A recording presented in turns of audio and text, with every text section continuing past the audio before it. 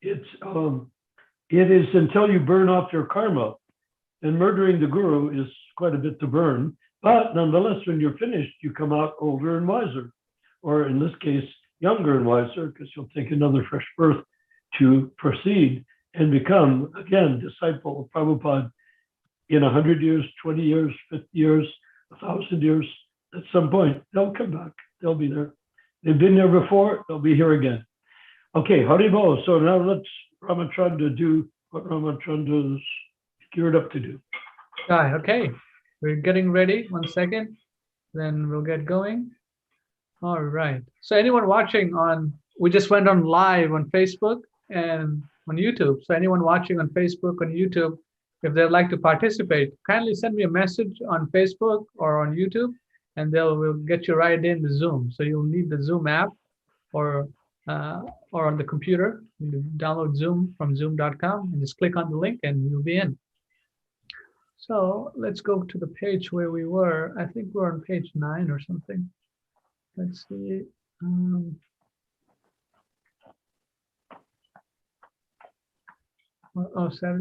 Page 7, page 9.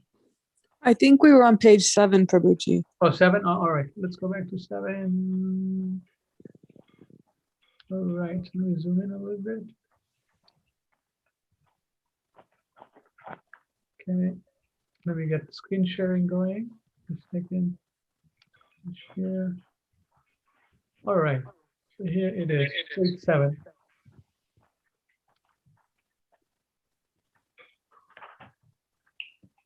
From Acharya Prabhu, how does it look here?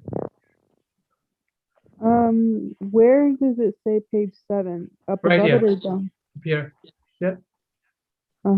Okay. Can you scroll up a little bit? Okay. Oh, Okay, scroll down.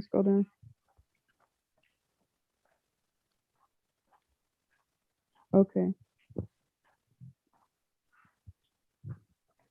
Yeah, I think that's the right page. okay. Well, this is page 5. Yeah. Page 5 right here. Yep, page 5 here. Now we're on page. Oh, yeah. Go down to 7. Go down to 7, right? Yeah. Okay. And Rupert Bhattacharya would be great if you read, and it will also be nice if Shreya could read, because she hasn't taken part in this yet. Okay.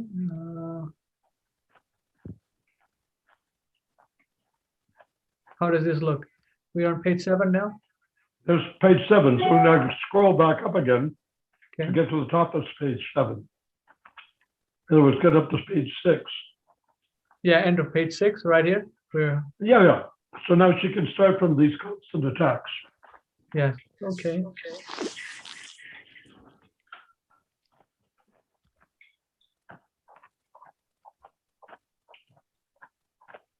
All right, so let's get going. Let me zoom out a little bit so it'll be easy to see. All right. Okay. So we can start. Acharya Prabhu? Am I reading or is Shreya reading? Any one of you can read. Acharya Prabhu, do you want to start? Okay. These constant attacks on the bogus gurus created a great deal of pleasure and satisfaction for the unelected GBC, because the gurus by this time had been reduced to the level of puppets, and no one was attacking the puppeteer who was the GBC. Because of the attacks on the bogus gurus, the GBC was free to act behind the scenes to increase their autonomy and power exponentially, while none of the Ritviks even noticed. A second problem occurred because of the Ritvik attacks on the gurus. There were only 50 or so Ritviks in the world, whereas there were thousands of devotees who had become distinguished with what appeared to be endless deviations from Srila Prabhupada's instructions when he was personally present. These thousands of angry devotees were ready to act, but most of them found the majority of attacks on the bogus gurus to be very distasteful and lacking in sattvic or brahmanical quality. They wanted to see a more intelligent approach, but they did not know where to find it. Once the is it DOM? Is Yeah, that how I say? yes, direction of management. DOM. Okay, once the direction of management became known and read by practically every devotee, it was not difficult to turn these dissatisfied non-Ritvik devotees' attention to the fact that the problem all along was the GBC rather than the Gurus. Leaving the Gurus out of the equation while exposing the horrible illegal acts of the GBC has turned out to be a very effective strategy, as there are very few devotees inside or outside of ISKCON who do not have deep and compelling issues with how they have been treated by the GBC. So the rank and file devotees and even a certain number of bogus gurus themselves might find themselves rallying behind the d- dome simply so that they may have free and unfettered space in which to live and breathe. Okay, 1 second. Let me share the screen again because there was something going on. All right, this is better. All right, okay. So let's see, one more. We'll end the page and then we'll have a discussion. Yes, okay.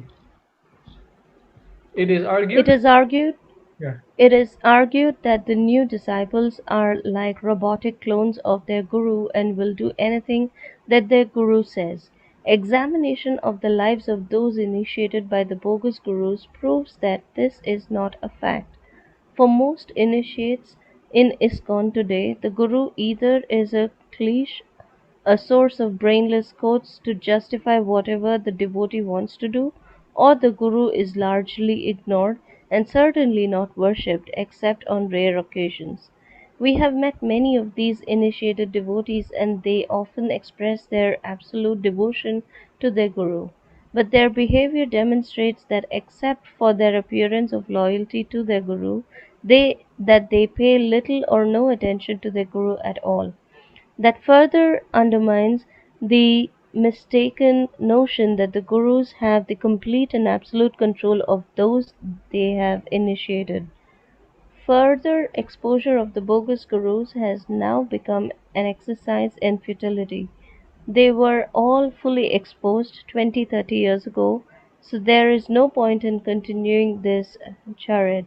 The important fact is that when the bogus GBC Society of West Bengal is challenged not in a court of law but in the court of public opinion, these demoniac controllers of ISKCON temples and ISKCON devotees, as well as ISKCON bogus gurus, will not be able to effectively defend themselves, any more than the French royalty was able to defend themselves against the uprising of the Fourth Estate, which actually was comprised of the peasantry and citizen folk of Paris. Wow. Okay. So there are multiple points here that was talked about. I'm just going back to the starting of page 6. Um, so it's discussing that the constant attack on the bogus gurus created a great deal of pleasure and satisfaction for the unelected GBC because the gurus by the time had been reduced to the level of puppets and no one was attacking the puppeteer who was the GBC. So these so-called GBCs who were gurus, they were being attacked because they were falling down, right? That's why they were being attacked by their so-called Ritviks. Because they were pretending to be Prabhupada. Ah. They pretended to be actual pure devotees on the same level as Srila Prabhupada. Acha. Remember, they kicked me out of the art department, as I said, with all my great and deep reverential respect for Rameshwar. He's not a pure devotee on the same level as Prabhupada. So they kicked me out of ISKCON. So these primary attacks were done by the Ritvik camp, or who? Essentially, yes. Ah. I mean, basically led by Paranchand and Yasodananda, whose goal was to destroy the temples, destroy ISKCON, to have the deities removed from the temple and to create their own society called Hare Krishna Society. So, Rupa Manjari knows quite a bit about that herself, so you could ask her her view as well. so Rupa Manjari Prabhu, this was coordinated by Yashoda and Puranjana. That's it. I mean, how can two people attack a society? It doesn't make any sense. I mean, the GBC were and 12 or whatever, first round and second round came. So there were probably more than 20 or 30 gurus and only two people, these two Ritviks. Well, they have a lot of followers though. Who has a lot of followers? Paranjan and Yashoda Nandana. Oh, they do have a lot of followers. Huh. Yeah. And Paranjan kind of all these years has single-handedly attacked the gurus on Facebook and his website and YouTube. And but his attacks are characterized by their immaturity, and they call him the barking dog of ISKCON, and that's kind of a good description.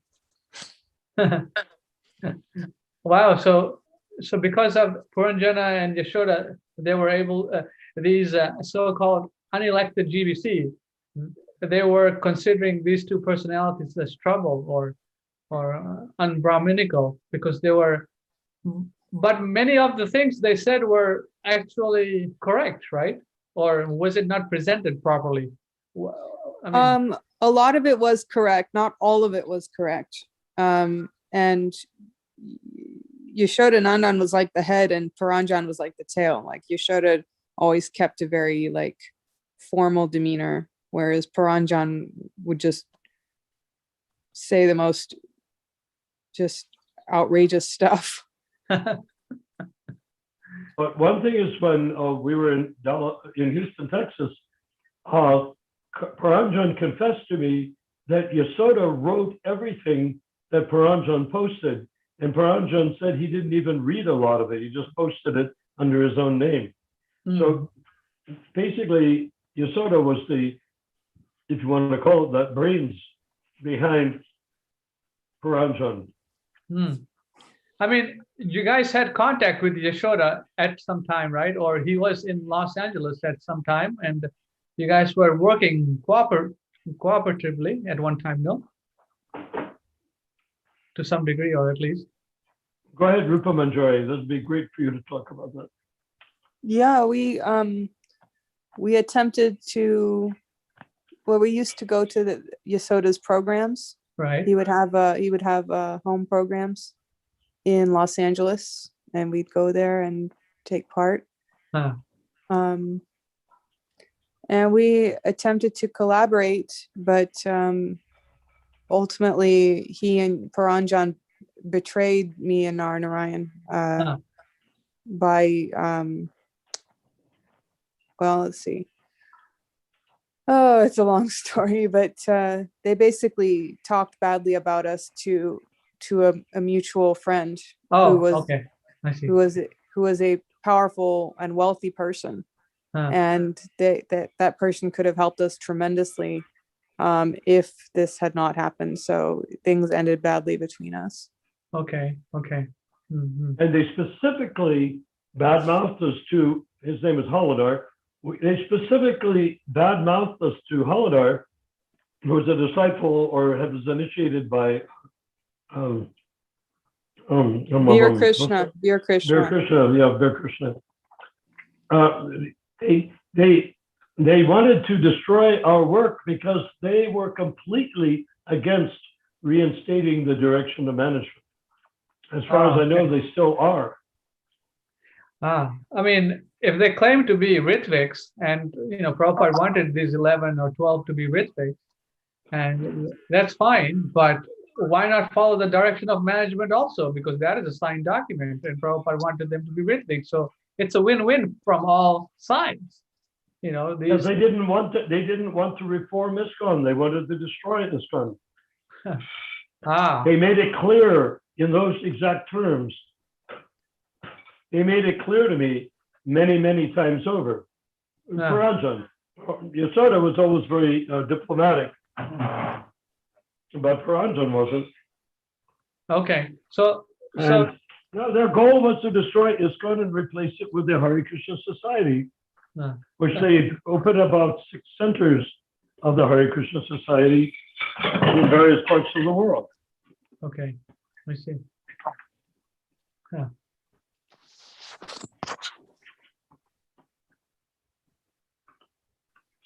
They could not accept that the deities that Prabhupada installed were still there.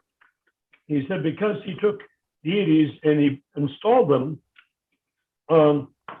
they're only there when Prabhupada is honored.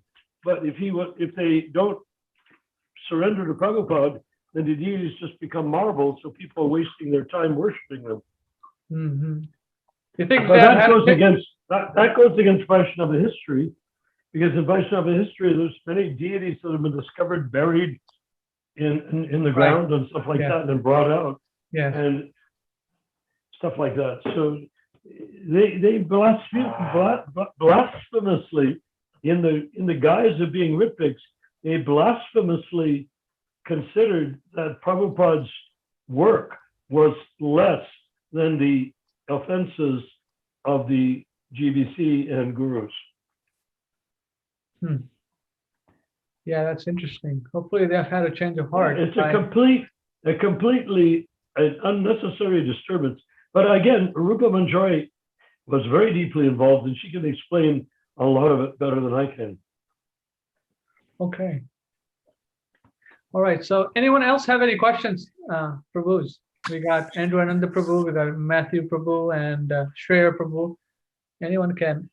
Well, why not have Rupa Manjari comment on that a little further? Yes, if you'd like. I'd rather not go further down that path. Okay, no worries. Yes, I think that's a wise decision. Yeah. Okay. My whole issue with Ritviks is there's no such thing. None of the people that call themselves Ritviks have ever initiated anyone, or a few of them have, but they haven't. So, I mean, otherwise there'd be 10,000 Ritvik disciples of Prabhupada in beautiful big temples with wonderful deities and programs and book distribution. But they're not. And why aren't there? Because the people calling themselves Ritviks are just putting you pin a piece of paper on the back of somebody's shirt when you're in school saying, "Kick me." So they put Ritvik there, which is the equivalent of "kick me," and that's all they're interested in is being kicked. They don't have a program to rectify it at all. So, I mean, someone who believes in a Ritvik system of initiation, meaning that these 11 people, they were not actually successors, they were only Ritviks, and they're still Ritviks. So what would you call them now? Who? I mean, the people who believe that these... Well, Tamal, I think we settled that Tamal created the term Ritvik, probably got it from Narayan Maharaj, who said that he was the Ritvik that initiated Prabhupada into sannyas. Yeah, that's fine. Yeah, so Ritviks, that is totally unnecessary. Prabhupada made them into so-called Ritviks because Tamal made them into Ritviks, and Prabhupada signed on the side of the paper. Tamal signed it directly in the middle of the paper, right under the list. Prabhupada just sort of gave the go-ahead to what Tamal had done. But what is the whole point? Prabhupada knew they were going to declare themselves to be gurus. The question was, how can they declare themselves to be gurus and keep the movement together rather than like the Gaudiya Math split into pieces? So Prabhupada said, okay, if you want to be Ritviks, I'll call you Ritviks, and then go to talk to Sridhar, he'll set you on the right path, you know. And so he did, and you can see what the result is. We've reached the whole cycle. Decades have passed, and it's time for us to recognize that we need to know that the Uttamadhikari the only initiating guru to be Uttamadhikari. Everyone else is the servant of the Uttamadhikari. So that is the real role. As far as Ritviks are concerned, anybody who is, I've said this a million times, it doesn't stick. a million times that, a million, maybe 100 times, but at least 100 times. But if you have a temple, supposing you have a temple and they're all independent, they're all independently incorporated, just the way Prabhupada said he wanted. Right. So there you are. You have a temple and you have 5 or 10 devotees in the temple. The joy. And they want to take initiation. Well, in the old days, you would write to Srila Prabhupada and say, so the temple president recommends this person for initiation. I do not recall any incidents, or at least certainly there were not more than a rare number, if any, where Prabhupada said no. He just wanted that system to be there, that the temple president recommended someone for initiation. And you don't know if the temple president is telling the truth or not. He doesn't know if the temple president just wants to get more people into his temple. He doesn't know what he wants to do. But Prabhupada would say, yes, now here he is, that's the spiritual names that chanted on his beads. So that function can be done in the temple president, goes to the person who performs Shraddha ceremony for deaths, performs Anaprasana ceremony for a 6-month-old child picking books or coins or knives or whatever, Anaprasana ceremony, Shraddha ceremony, and wedding ceremony. The wedding ceremony, they're all used the same mantras, starting with the Bhovitra, Bhovitrava, starting with the same mantras. It's a formality. It's an important formality. It's called Diksha, but it doesn't have to be conducted by a Ritvik. Well, in this case, the guy who's doing the Pujari work is the Ritvik for the temple president, for Prabhupada. So you say to pray to the temple president, prays to Prabhupada, I want to see this guy initiated, or this lady initiated. Okay, he feels that Prabhupada is satisfied that this person should be initiated by praying to Prabhupada. He tells the Pujari, do you do the Shraddha ceremonies? Yes, Prabhu. Okay, so you be the Ritvik for this initiation, okay? Ritvik for who? Ritvik for me, and I'm the Ritvik for Prabhupada. You're the Ritvik that performs the wedding, you're the Ritvik that performs the Jagya. And that's all a Ritvik does, is the fire Jagya. There's nothing exciting or mystical or mysterious about it. Just put it down to 2 words, fire and Jagya. That is Ritvik initiation. Unless Prabhupada is present. If Prabhupada is present, he performs. If Prabhupada is not present, he authorizes someone to perform.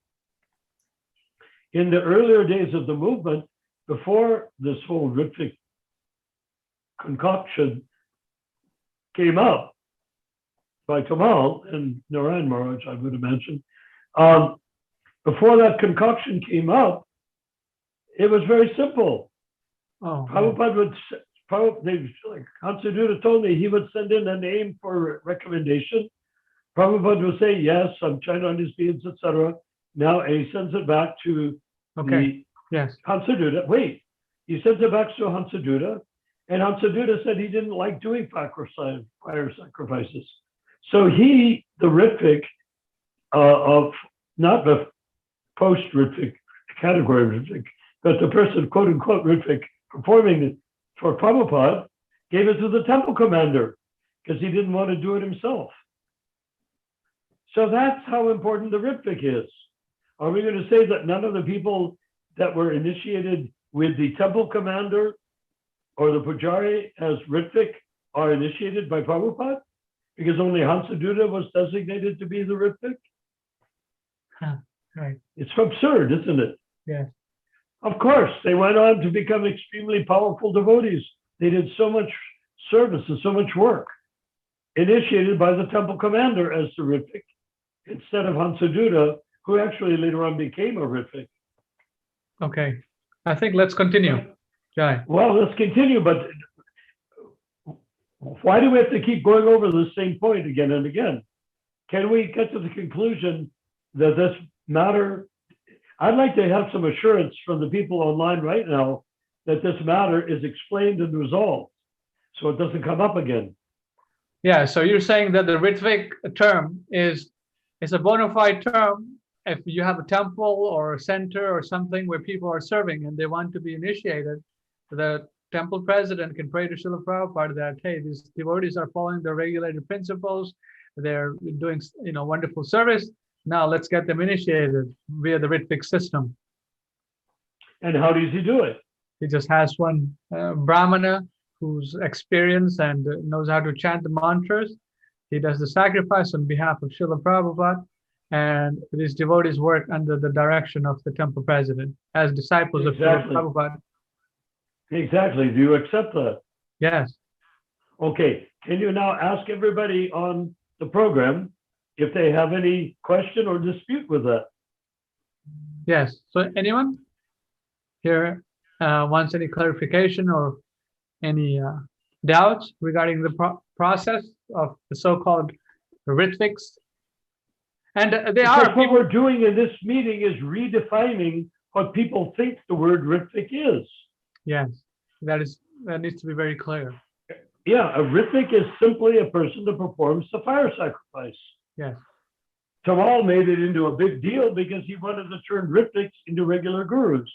Prabhupada was with Purim, the younger of the two Puri Maharajas. He passed away in 100 and something a few years ago. Oh, no. Rupa Manjari and I visited him in Jagannath Puri. And he had become very, very senile, but unlike Prabhupada, who wasn't senile, his disciples treated him with worship without considering that he was senile, therefore let's poison him to death or something of that sort. So no, they treated him very well. But I saw a tape of Puri Maharaj talking to Prabhupada, said, you've appointed 11 people to initiate in your behalf. He said, don't you realize that at the end, when you're gone, they'll simply declare themselves gurus? Yes. And they will then they will spoil your movement. He said, you should have appointed only one, thinking about the Gaudiya Math disastrously appointing Ananta, what is his name? Ananta Vasudev. Ananta Vasudev through the same old guru buster Sridhar Maharaj. He said, don't you appoint just one? But Prabhupada already saw what happened when you appoint just one.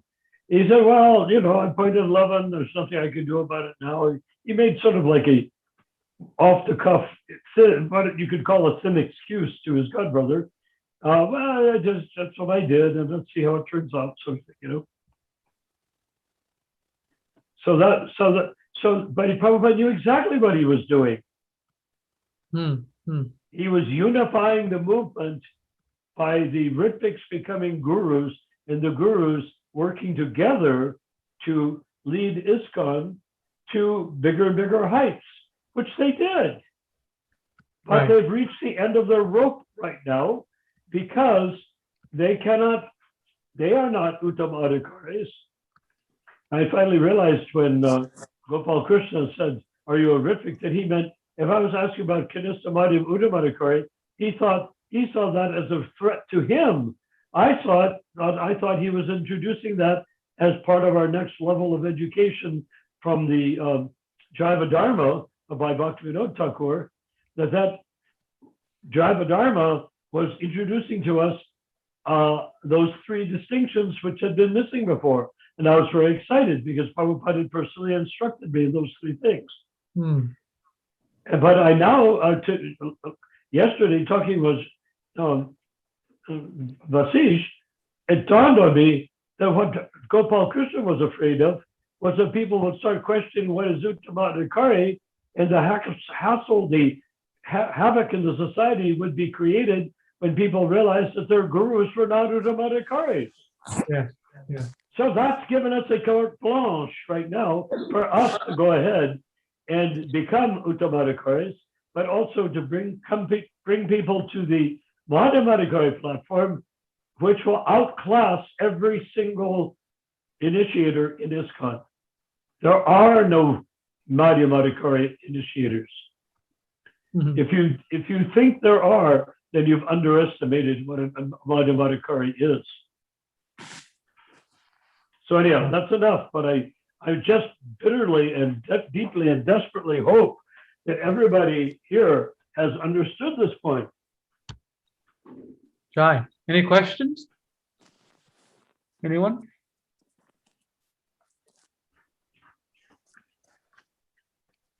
Yeah, I had a question about there's a verse in the Srimad Bhagavatam that says sometimes someone is their own spiritual master.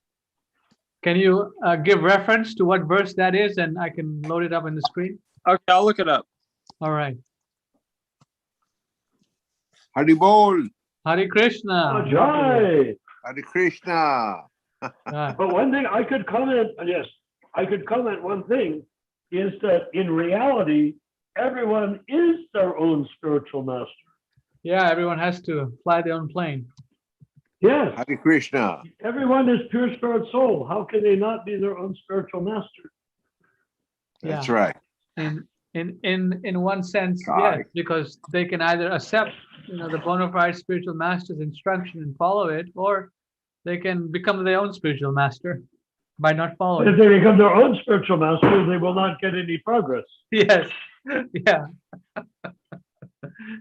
Basically. But the nature of the spiritual master is to accept spiritual master. Yes. All right. Okay, so let's continue then.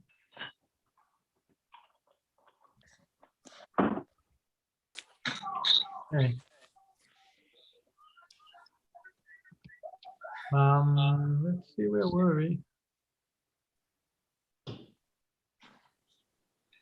Okay, so here in the last paragraph here, this is what we're doing. We're trying to awaken, or we're trying to assist the initiators and the disciples to come to the platform of realizing that these things like the direction of management, Srila Prabhupada's direction for the future of the International Society for Krishna consciousness for the next 10,000 years, these things need to be implemented. And once the disciples of the Kanishta initiators accept these documents, signed legal documents, the movement becomes, comes back on track immediately. Is that our goal here? Yes. Okay. Try. Oh yeah, you mentioned a point where, right here, I'll highlight it. You're saying that we have met many of these initiated devotees, and they often express their absolute devotion to their guru, but their behavior demonstrates that except for their appearance of loyalty to their guru, that they pay little or no attention to their guru at all. I mean, so you guys have talked to disciples of the initiated gurus, and they express sentimental devotion to their guru, but they don't actually follow their directions. Is that what you're saying?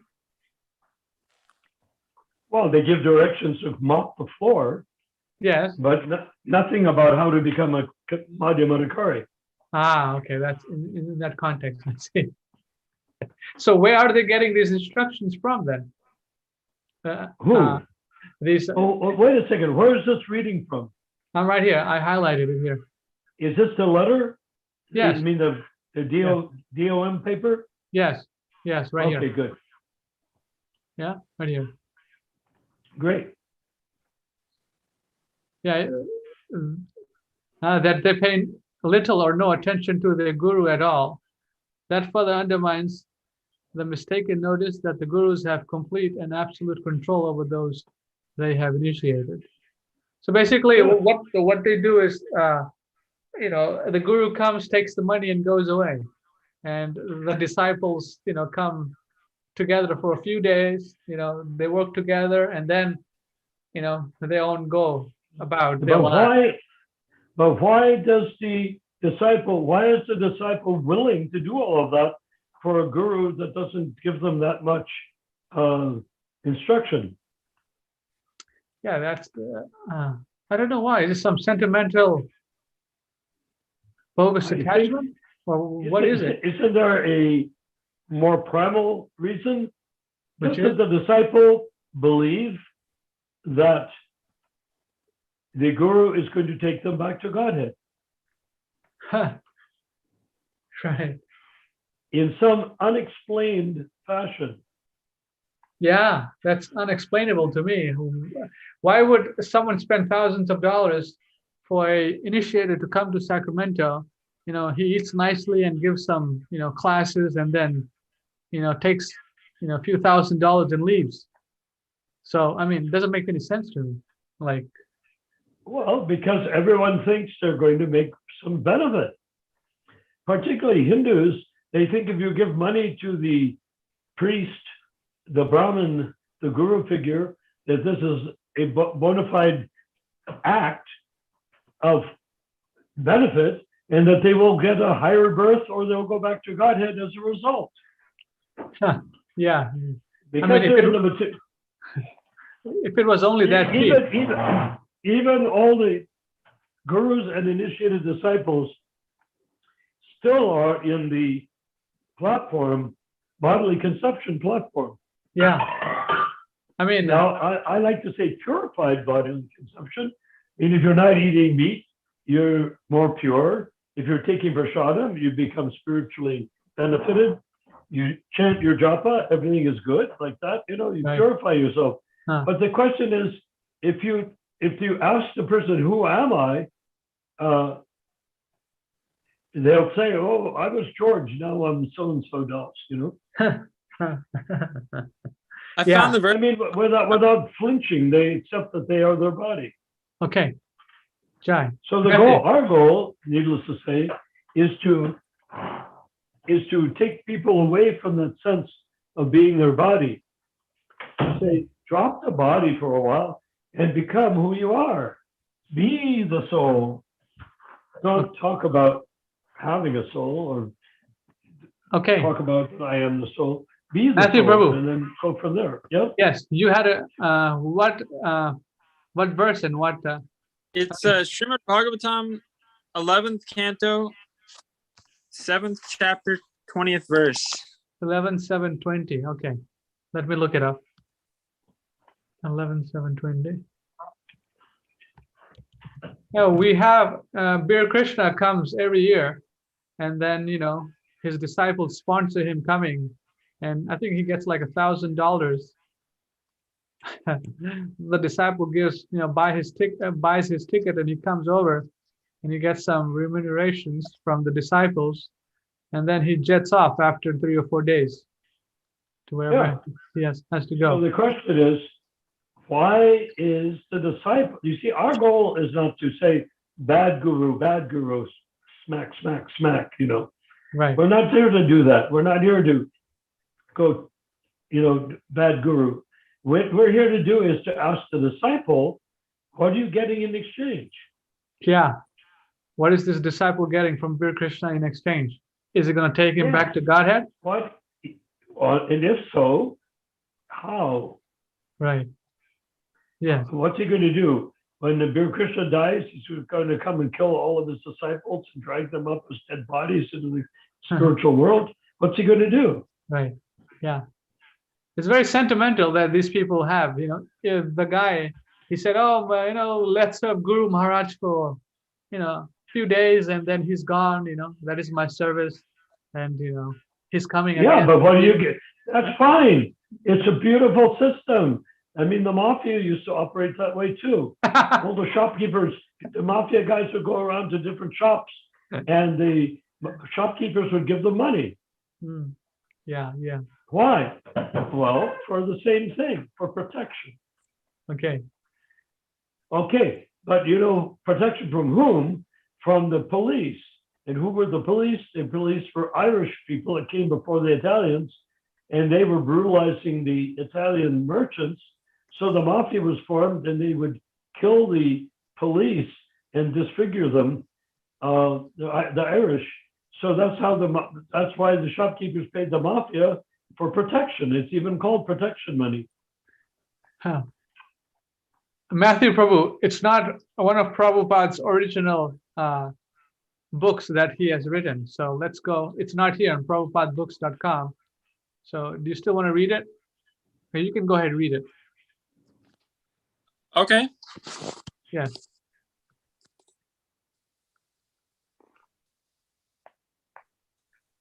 Translation: an intelligent person, expert in perceiving the world around him and applying sound logic, can achieve real benefit through his own intelligence. Thus, sometimes one acts as one's own instructing spiritual master.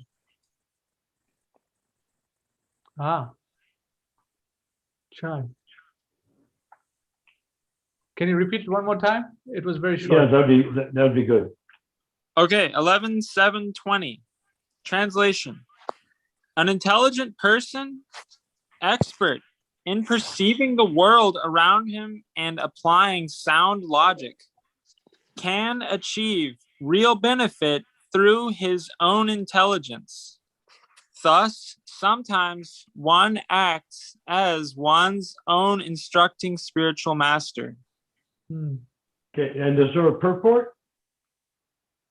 Yes, but it's 11th canto, so it's not from Srila Prabhupada.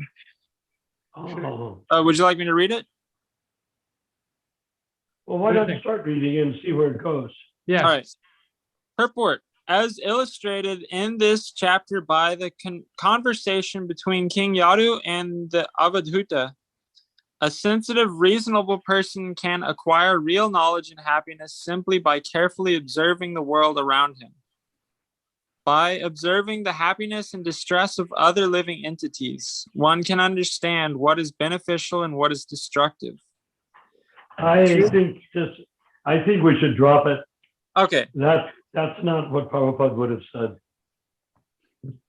All right. I think if I may be so, having said that, if I may be so bold as to suggest, I really think that what Prabhupada is saying is that a rational person, considering the Shastra and understanding what the Shastra is saying, can, by the grace of Paramatma from within, develop an intuitive understanding of what the Shastra means, thus becoming his own instructor.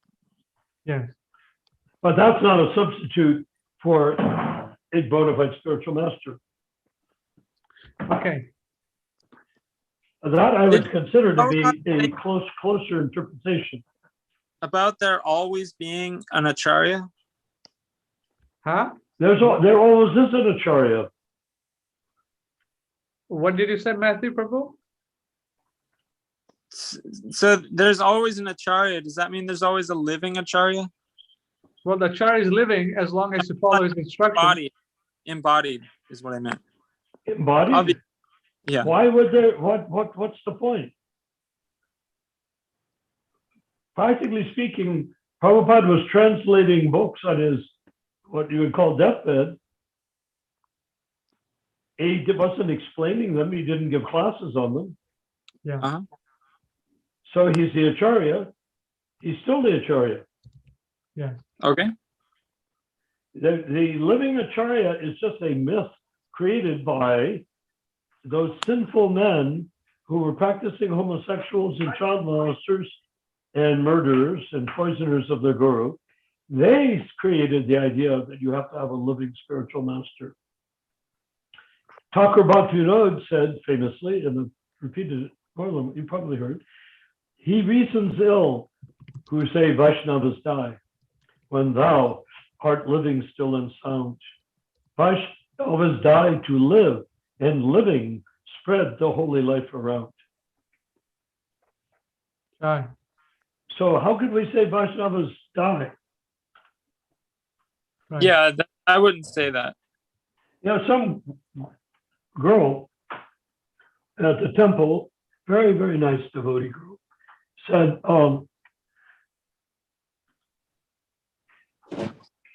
but you have to have a living spiritual master. Now that Prabhupada is gone, how can I have a living spiritual master unless I accept Rameshwar? And I said to her, a little ironically, I suppose, my dead spiritual master is far more alive than your living spiritual master.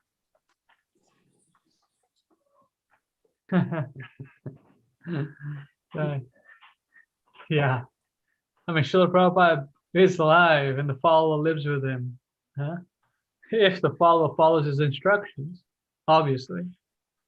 Even if he doesn't, he's still alive. You're more dead than.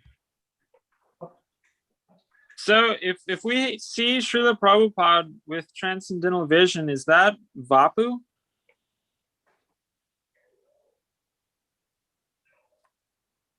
What's the point? Prabhupada is Prabhupada. If you see Prabhupada in a dream, is that Vapu? If you read Prabhupada's books, is that Vapu? We shouldn't get too caught up in these distinctions, because in the end, we're talking about, really, who are we talking about? Is Lord Chaitanya, right? Yes. Lord Chaitanya made it possible for people like us to chant the Hare Krishna mantra. The sound vibration, pure transcendental sound vibration, has been handed down for generations of gurus through Sampradaya Acharyas to Bhaktisiddhanta, then to Prabhupada, and then to us. When we teach someone to chant Hare Krishna, it is Lord Chaitanya's voice that is coming through our mouths, if we listen carefully enough. Oh, by the way, is Rupa Manjari still here? Yes. Oh, good. I hope you read the next thing. Okay. Okay. Where were we? And did we end? Okay, we ended at the end of this page here. Okay. If she wants to read, she can. For Manjari, Yeah, let I'll her read. read. right here we are.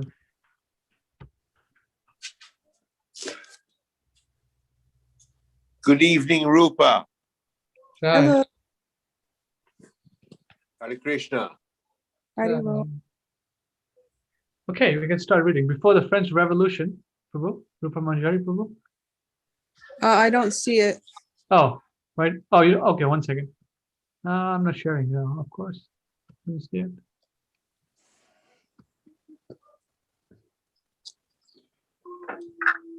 Okay, I think we're not here. We were. Scroll down. Yeah. Before, could you scroll up a little bit? Okay, 1 second. A little more. Okay. Before the French Revolution, everyone would be terrified at the thought of stepping out into the street and throwing a rock at a member of the French royal family. They knew they would be dragged away and killed because their individual act could easily be repelled. The French Revolution is an extraordinary example of the court of public opinion, because the revolutionaries did not wait for the king to come up with a constitution, but killed him, and all of those around him, numbering in the many thousands. That is the court of public opinion. And once the population, both the present devotees, the Ritvik devotees, and those who would love to become devotees, but refuse to join ISKCON because they dread the oppression of the GBC, when joined together, will create that all-powerful court of public opinion. And when the present GBC is confronted by this court of public opinion, devotees will flood into their offices and physically drive them out. Hey, I wish I knew the person that wrote that one. Wow. Okay. Exposing of the bogus gurus by the congregation or expatriated devotee population has produced an alarming side effect. Not only have few gurus been driven out of ISKCON in 35 years, but their position has actually been strengthened. What has actually been accomplished is that devotees who were within ISKCON, who could have stood their ground to remove the GBC and obey the DOM, were taught by the exposers to revile their bogus gurus, with the result that they left ISKCON rather than staying in ISKCON, to rectify ISKCON for Srila Prabhupada, which would have occurred had they been instead guided to expose the GBC, which would have gained much support within the present ISKCON temples. The devotees, seeing that their gurus were bogus and leaving the ISKCON temples, was very much like a man seeing a thief inside the house, and as a result, choosing to go out into the freezing cold backyard with others who have done the same. Okay.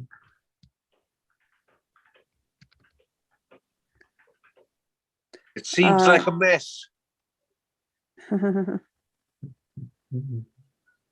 Should I keep reading? Yes, please. Let's end the page, then we'll have a discussion.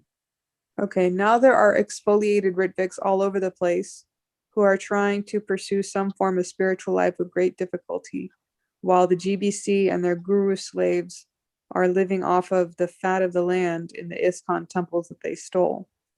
This has not proven to be an effective plan. The gurus are still there. The GBCs are still there.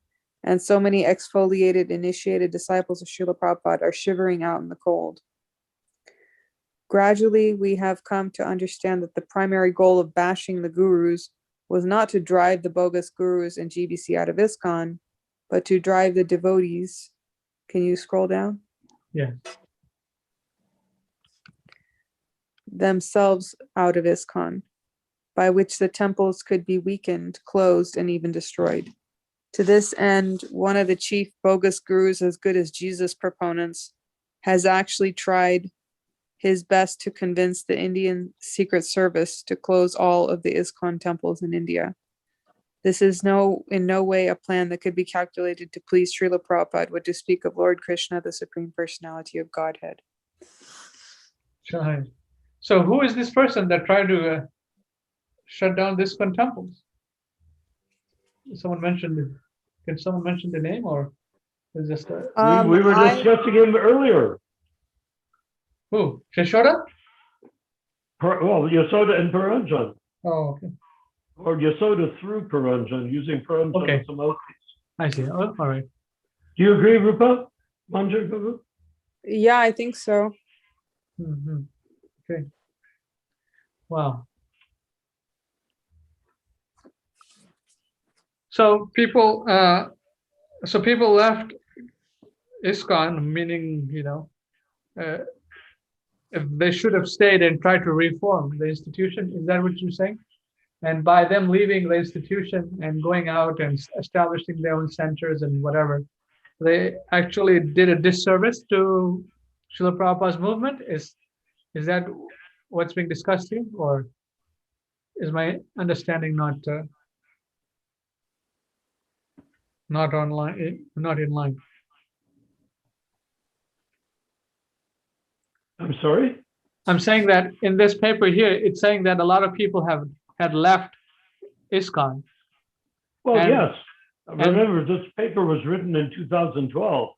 Yeah, and people leaving, they should have actually stayed and tried to reform ISKCON. Is that Exactly. That's okay. what I'm hoping we will do here, that this is the fulfillment of that request that you see in the paper, in that document. We Right. want to do that. We want to get it to the point where the rank and file devotees demand that Prabhupada be followed, not make excuses for not following him. Oh, he changed his idea about gurus. He changed his idea about GBC. Well, if he did, then show where he just changed his mind. Well, he left them there. They said it. They said he changed his mind. Yeah, they said it, didn't they? Just consider who it is who's saying that he changed it, and who profited from that so-called change was people that are GBCs and gurus. So it's a circular reasoning, or as they say, a circular firing squad. Mhm. So I'd like to see if anyone has any questions here on our Zoom. Devotees, anything? Andrew Ananda Prabhu, we got Matthew Prabhu. Andrew Ananda Prabhu, you can unmute yourself if you want to say anything.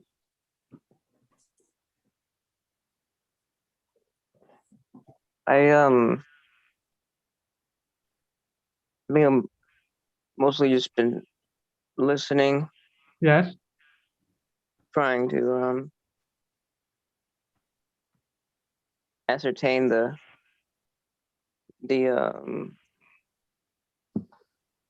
objective of this presentation.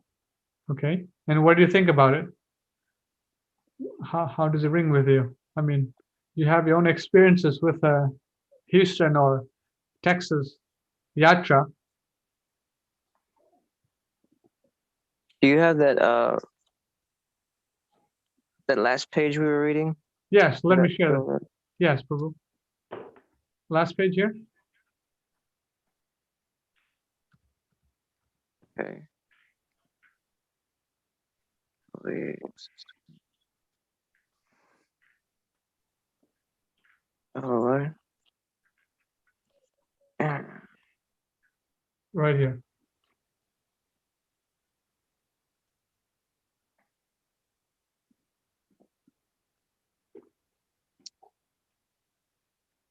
Hare Krishna. Oh wow, I didn't realize that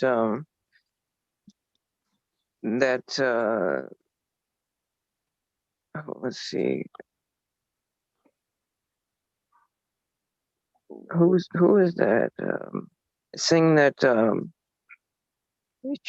this one of the chief proponents of the bogus guru, as good as Jesus, he tries to convince Indian Secret Service to close all of the ISKCON temples in India. Oh, according to Narayan Prabhu, Rupa Manjari Prabhu, it's Yashoda and Paranjan. Puranjana. Yes. Or Yasoda using Paranjan as his puppet. Yeah, I mean, yeah, it doesn't make any sense to close down anything. Why would they even do it? ISKCON is instant. So you're saying that They said they wanted to get rid of the gurus. The only way you can get rid of the gurus is to get rid of ISKCON. I see. But then again, Paranjan was caught and exposed for having an angry exchange with Srila Prabhupada in 1975. And in that angry exchange, she stormed out of Prabhupada's room, gave up his position as the director of the Spanish BBT, left the movement, left Prabhupada, left the movement, and didn't come back until years after Prabhupada departed. And that was only to support Jayatirtha in England's guru fiasco. So the thing is that with Paranjan, he declared war on Srila Prabhupada in 1975. He never wrote to him. He never bowed down to him again. He never came and apologized to him, ever. And then he creates his ridiculous Prabhupada Anti-Defamation Association, or association, PADA, very clever, but he was against Prabhupada. He made it clear that he was against Prabhupada. So what is he doing? He's trying to create an alternative organization of worshiping Prabhupada without Prabhupada, even though he himself rejected Prabhupada. I mean, is he trying to do that? I mean, I don't think. I mean, if he tries to do that, then it's not a bona fide system. What's not a bona fide system? I mean, if Puranjana and Yashoda are trying to do that to destroy ISKCON, who else are they going to worship? Worship Yashoda? Oh no, they want to worship Prabhupada in their own Ritvik temples. Okay, They wanted to create their own movement. Okay. But the temples they made had problems, and some of them were embarrassingly corrupt. Okay. But as we know someone, Rupa Manjari, what is the name of that lady in Australia? Oh, yes. Her, yeah.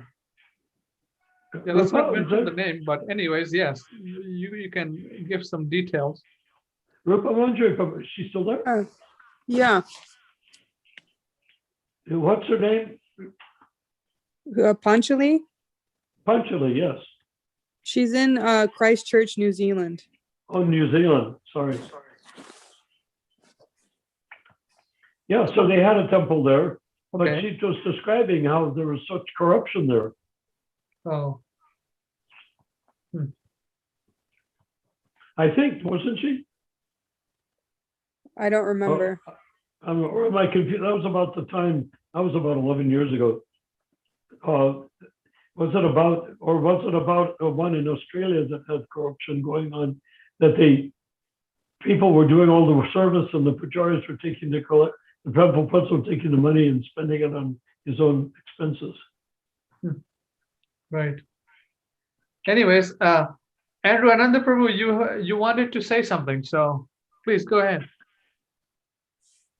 I guess I kind of had a question. That was my question. Like, Question been answered then, right? well, there's this part it says that there has not proven to be an effective plan. The gunas, let's say, the gurus are still there. The GBC are still there. Are you reading from the page that's up? Yeah, and so many exfoliated, initiated disciples of Srila Prabhupada are shivering out in the cold. Yeah, that so that's referring to like all of the disciples of Srila Prabhupada that were eventually ousted from the movement for basically for either speaking out or asking questions, or maybe they didn't even just for not aligning with the That's views. right. Okay. And that, from what I understand, like over like 95% of Srila Prabhupada's original disciples left. Is that, would that be like Is that somewhat an accurate? accurate I have statement? no idea. Okay. Yeah. So it just kind of, if like the vast majority of his original disciples were not even part of the movement by the next decade, then it just goes Not to show decades. how We're talking about several decades. well, I mean, yeah, I guess it probably took at least 20 years for them to Wait, for all of those disciples to finally, I mean, to get to the point that they're not able to, why join don't in we the say congregation. something like 30 or 40 years?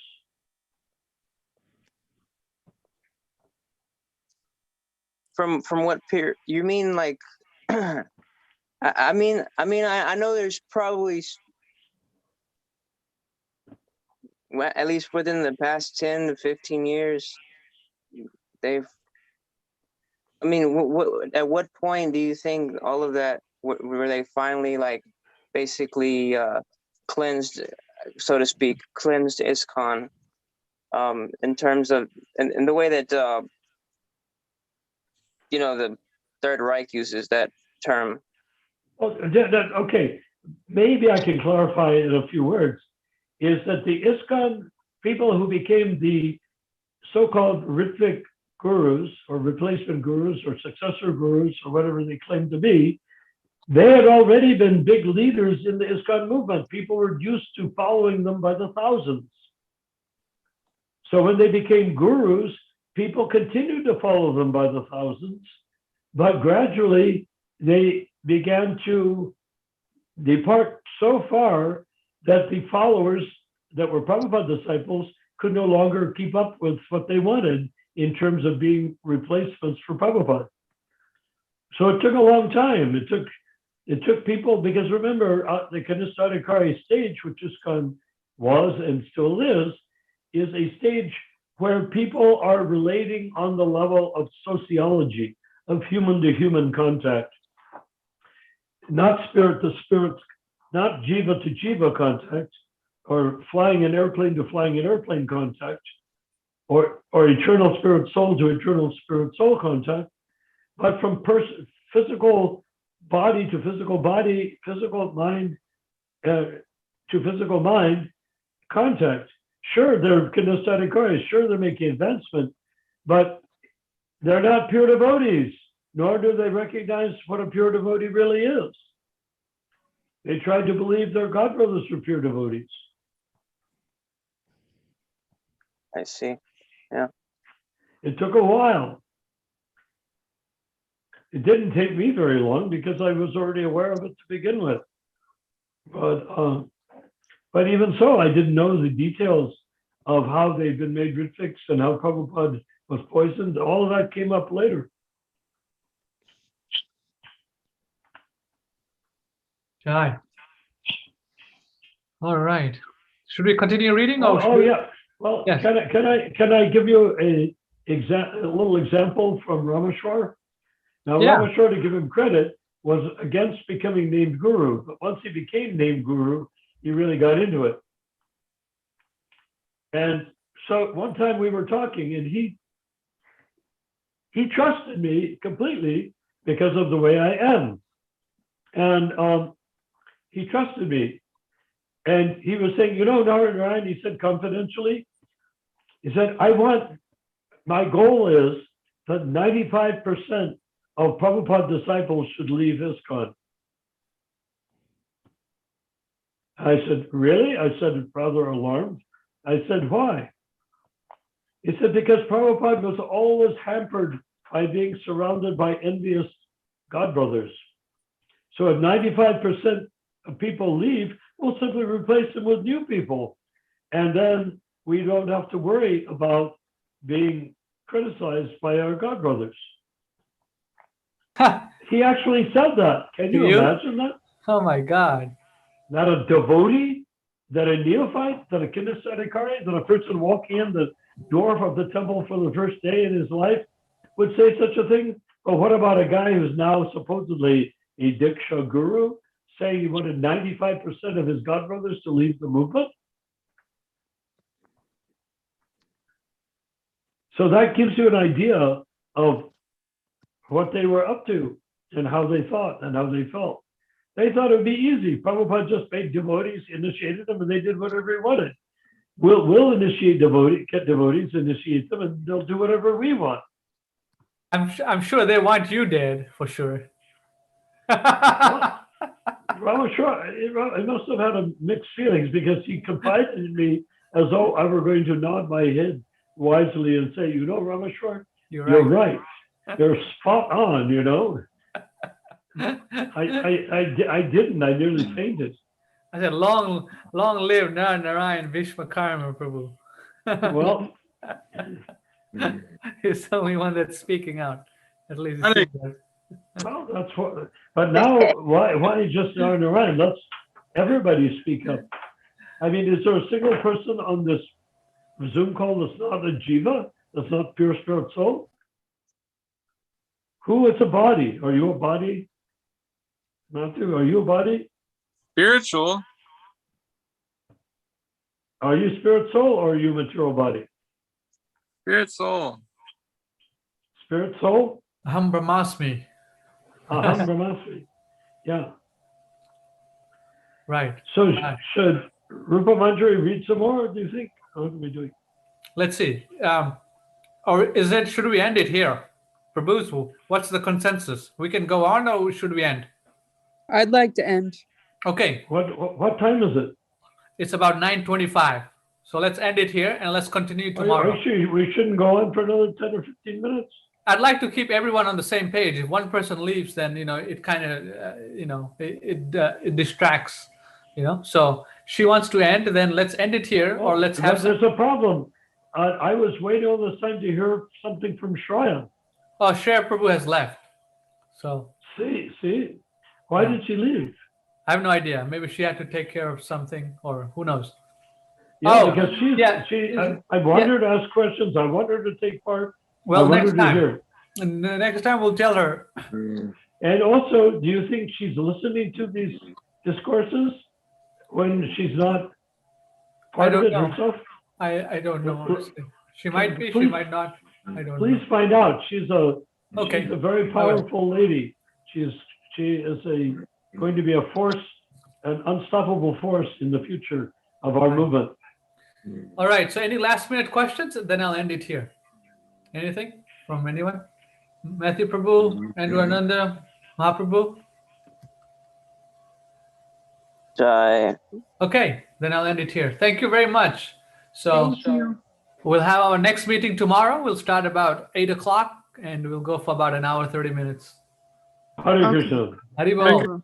Hare Bye. But let's not quit before we get somewhere.